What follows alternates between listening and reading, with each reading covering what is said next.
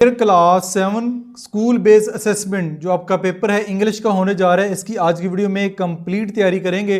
तो आज आप ये वीडियो अगर कंप्लीट देख लेते हैं तो आपका जो इंग्लिश का पेपर है school based assessment mid term वो बड़े अच्छे तरीके से सॉल्व हो जाएगा।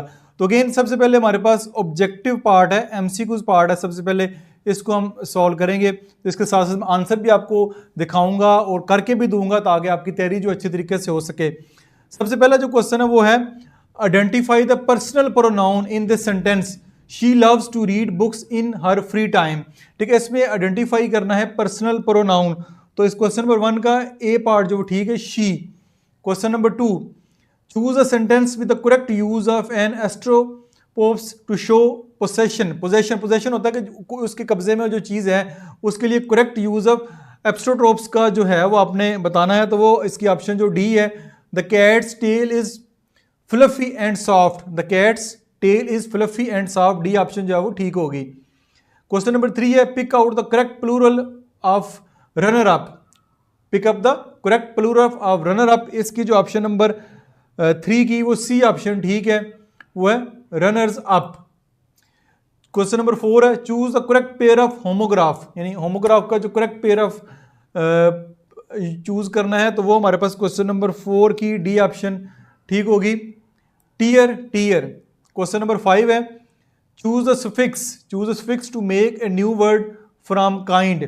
Choose the suffix to make a new word from kind, kind से नया वर्ड बनाना है। तो क्वेश्चन नंबर 5 की बी पार्ट जो है वो ठीक होगी, नेस, काइंड काइंडनेस। क्वेश्चन नंबर 6 है complete the sentence with the degree of adjective. December is dash month of year. Question number 6 आपके पास इसकी जो ऑप्शन नंबर है वो बी ठीक है, the coldest. December is the coldest month of the year. Question number 6 है complete the sentence with the simple past tense. ठीक है, सिंपल पास्ट टेंस से इसको कंप्लीट करना है, कोलंबस। ठीक है, question number 7 Columbus C part है, Columbus discovered America. Question number 8 identify the group of words having the silent letter S, यानी आइडेंटिफाई करना है जिसमें साइलेंट एस आता हो। तो क्वेश्चन नंबर 8 जो है इसकी ए ऑप्शन जो है वो ठीक होगी, इजलैंड। ठीक है, island.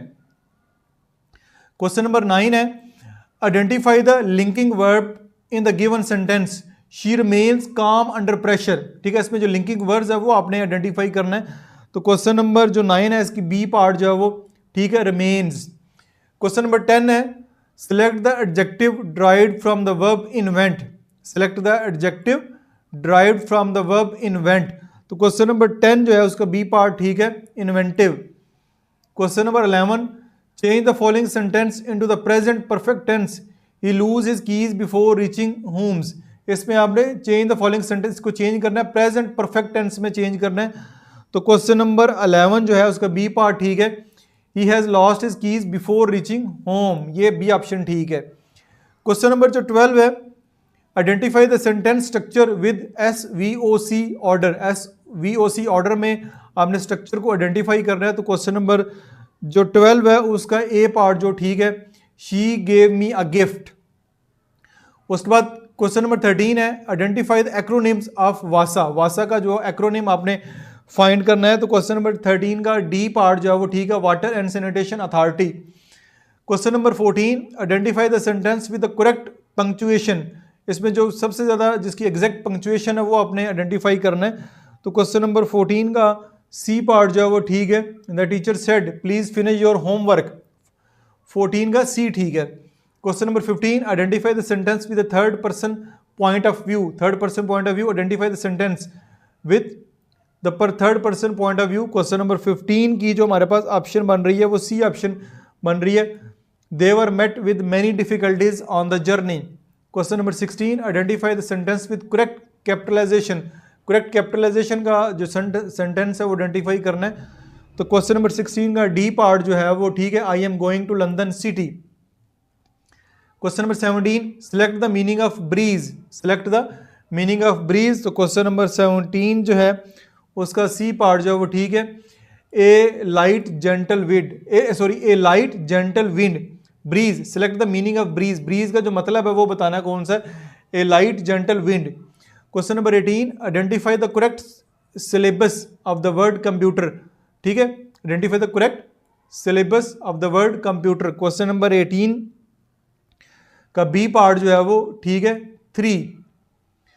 Question number 19 fill in the blanks to make perfect present perfect tense he has been struggling in life many years. इसमें फिल इन द ब्लैंक्स करनी है प्रेजेंट परफेक्ट टेंस के साथ। तो क्वेश्चन नंबर 19 जो है बी पार्ट ठीक हो for many years. Question number 20 है चूज एन इम्पेरेटिव सेंटेंसेस। इसमें जो इम्पेरेटिव सेंटेंस है वो चूज करना है।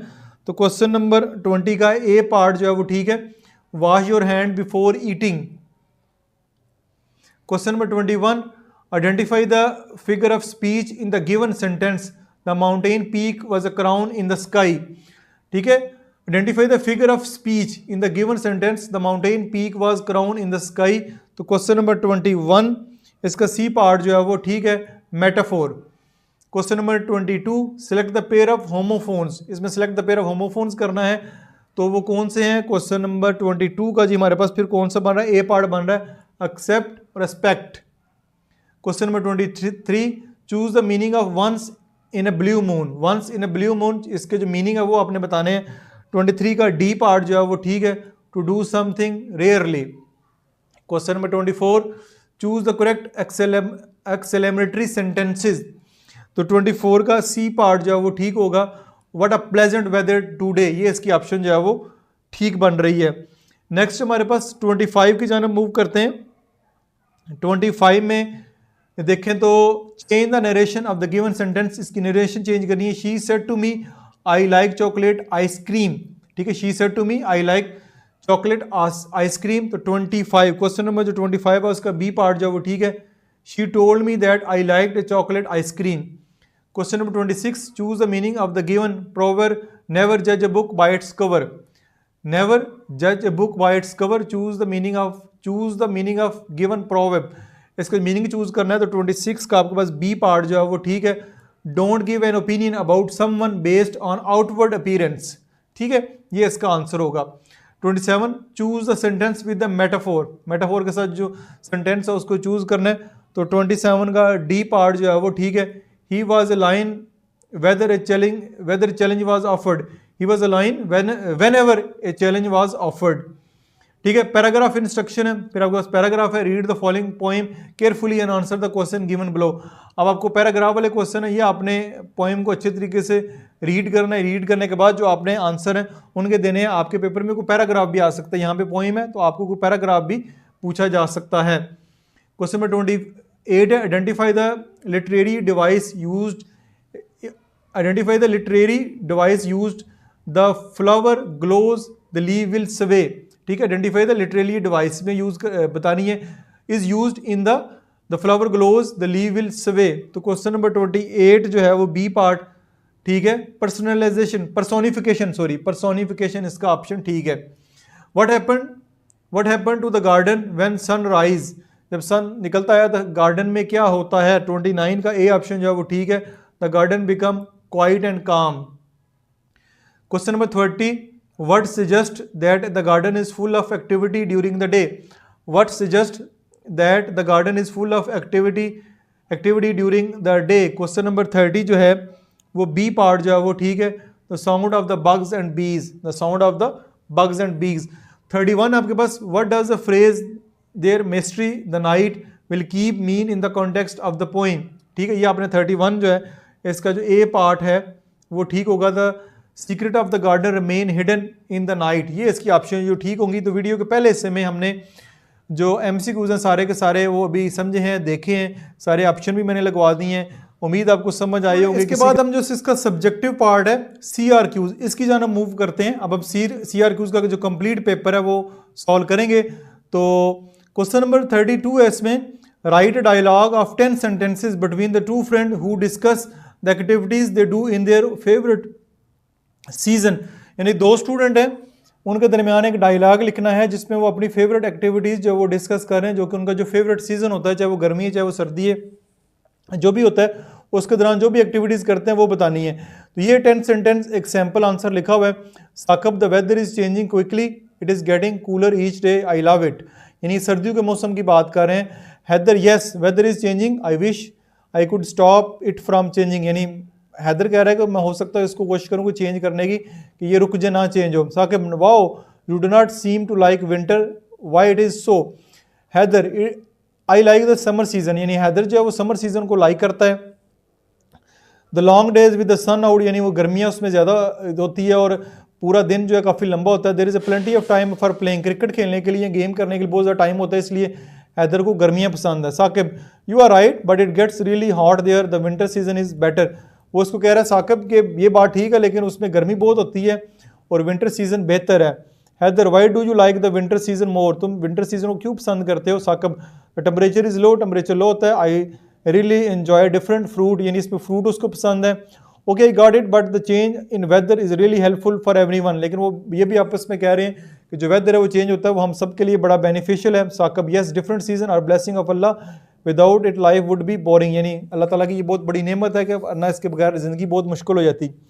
Haider I agree we should enjoy all season and thank Allah for blessing, हमें अल्लाह का शुक्र अदा करना चाहिए। तो ये आप इसमें अपनी मर्ज़ी का सीज़न जो है वो ऐड कर सकते हैं, अपनी मर्ज़ी की गुफ्तो शनीद ऐड कर सकते हैं, ये आपकी मर्ज़ी है।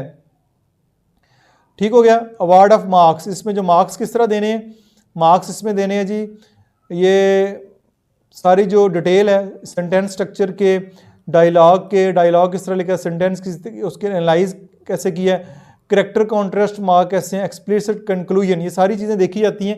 ये देखने के बाद जो है वो आपको मार्क्स दिए जाते हैं, ये सारी चीज़ों को नोट किया जाता है। क्वेश्चन नंबर 33 वो हमारे पास क्या है, the given paragraph is full of error, rewrite the paragraph with the correct punctuation, capitalisation, spelling and grammar.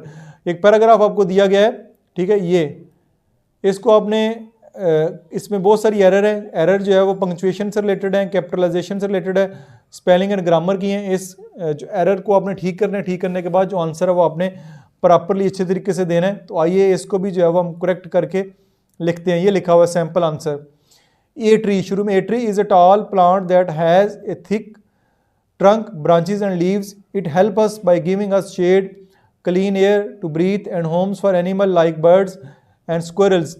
Trees also give us fruit, nuts and wood for building things. Taking care of trees is important because they make our world a better place to live.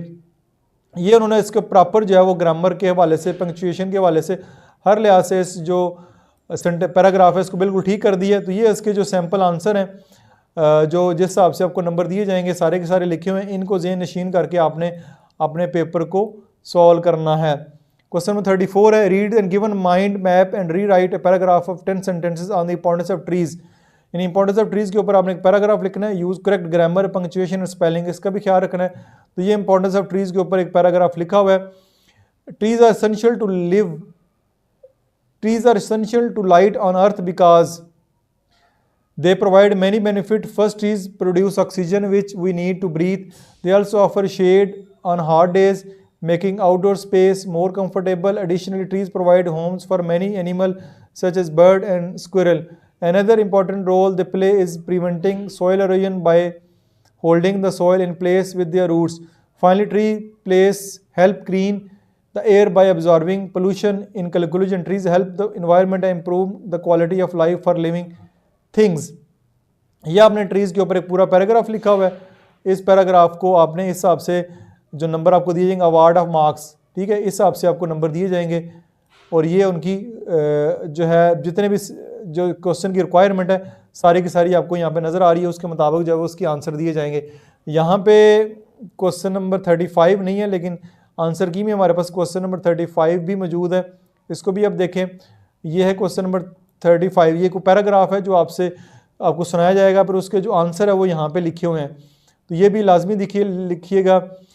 Sample answer है, the old man assigned him to visit every household in the village and gather a small stone from each house that happiness meet avoiding sorrow of difficulties, gather small stone but only from household that had never known sorrow. The old man conveyed the lesson that happiness is not the absence of sorrow but the ability to find joy despite it.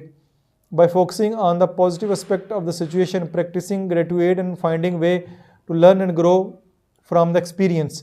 ठीक है, ये उसके तरीके हैं। Question number 36 में भी आपको English में सुनवाया जाएगा और उसकी आंसर आपने लिखने हैं। ये आज का teacher copy, instruction of teacher जो है वो सारी की सारी जो है वो आपको यहाँ पे मैं शेयर कर रहा हूँ, इसको आप देख सकते हैं किस तरह आपने इसके मार्क्स लगाने हैं। सारी की सारी जो है प्रायर टू टेस्ट इंस्ट्रक्शन है टीचर के लिए, ये सारी इंस्ट्रक्शन स्टूडेंट के लिए भी है, और कैसे उन्होंने पेपर हल करना है, ये सारी की सारी आपको यहाँ पे नज़र आ रही है। ये read the given paragraph correctly with the correct pronunciation which will give 1 minute and read the paragraph को रीड करके फिर उसके जो आंसर हैं वो सारे के सारे आपने देने हैं। तो ये इसकी आंसर की भी मैंने आपके साथ शेयर कर दी है। ये आपका पेपर 1 और पेपर 2 दोनों शेयर कर दिए। उम्मीद आपको समझ आए होंगे। किसी किस्म का क्वेश्चन हो तो कमेंट सेक्शन में पूछ सकते हैं। अपना बहुत सारा ख्याल रखिएगा। This is Masood Bashar signing of.